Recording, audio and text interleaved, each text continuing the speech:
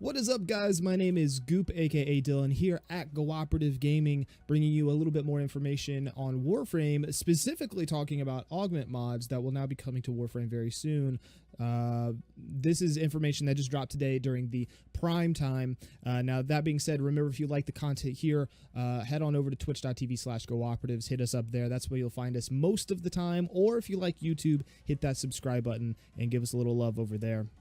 Now, the first mod we're going to talk about is going to be Titania. This is going to be the Razorwing Augment. I'm going to read these directly from the sheet that we have here. Now, this is going to increase casting abilities. Casting abilities while in Razorwing, increases flight speed by 25% and fire rate by 25% for 10 seconds. This can stack 4 times. So casting while you are flying with this this Augment is basically going to make you faster and launch bullets a whole lot quicker. So bring your ammo drops, if you will. Now, over here, we're going to read their design commentary. Primarily, they say, we're looking to enhance Titania's speed and lethality while in Razorwing. This relatively simple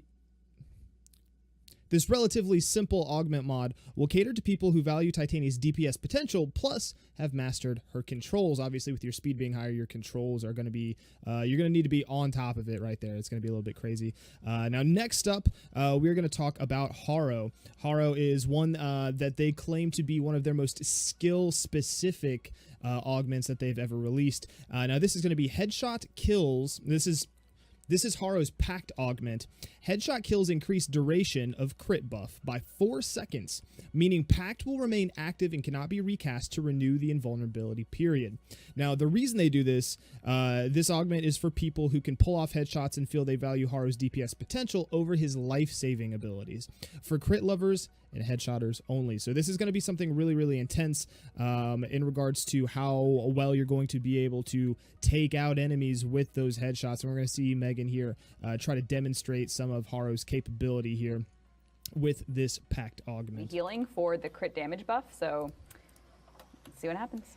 All right, so I'm going to do the same enemies with the butchers and 40 of them. So what I like to do is do the classic chain them.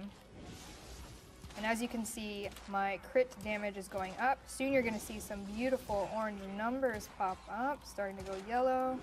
Make sure I get these headshots. Yellow. Oh, I missed. I can't see.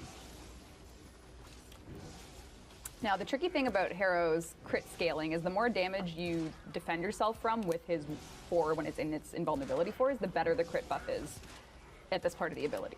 So say you soak in 10,000 damage, your crit is going to be enhanced by how much you protect yourself with. So if you get a really good cast of that 4 by soaking in that incoming damage for you and your party, you're going to want to maintain this crit buff as long as you possibly can, because it's going to be insane. So if you know that you want the crit damage and you can pull it off, this is the Augment for you.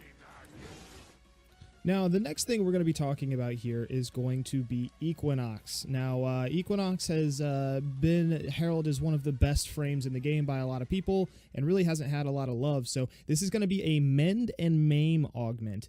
Now, what this is going to be is that on cast, the power of Maim is boosted by 200%, and Mend by 400%, which decays over 10 seconds. The extra power affects both accumulated health and damage, as well as the slash proc and shield regen. The reason for this is that they're actually changing Mend a bit in its base ability. When active, it will now also regen the shields of allies upon kill. So this Augment gets extra new functionality due to that. Its intention is to have people more actively cast Mend and Maim for greater impact in bursts versus over time. And we're going to actually see Rebecca put this into play right now. That's why I can't really move. But so right now I have my Maim up, and you can see the countdown there with this, that it's going down. So very quickly I'm getting a lot more restorative benefits from this ability that I can use to sort of burst out the healing at large. But for those of you who use Equinox for her day mode, which is, you know, night's just as good as day, you just gotta heal it.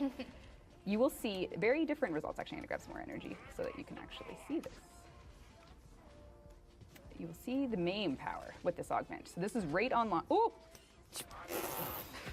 See, look, it actually breaks your game's graphics, but you can see the numbers still. Hell yeah, that looks This is the risk of playing in dev mode. Oh, shit.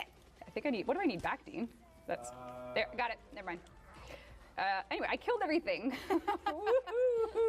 Woohoo! Yay, that build. Woo-woo. Pablo, if you're watching, oh, there you go. There's still some enemies left. Okay, so take a look at the ticker on the Maim damage counter. So you can see it starts at 200% there. So it's doing 200% extra damage, and I can let loose if I want to just get that concentrated burst of damage.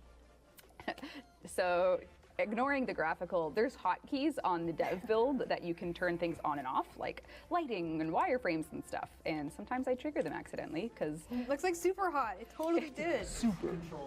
That's Yeah, it's awesome. control, and for me, you know, because I'm sliding to cast control, if I do that, I can do it, you know.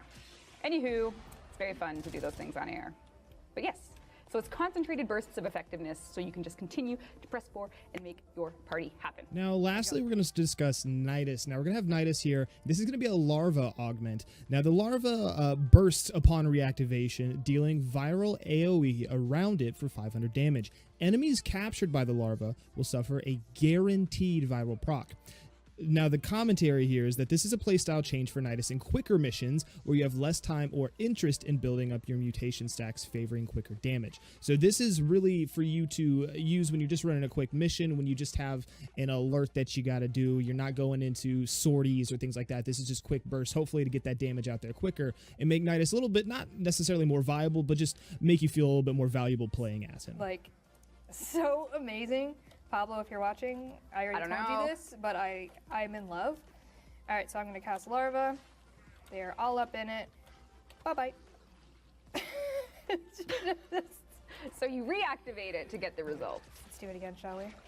Oh, that's the big boy. Boom!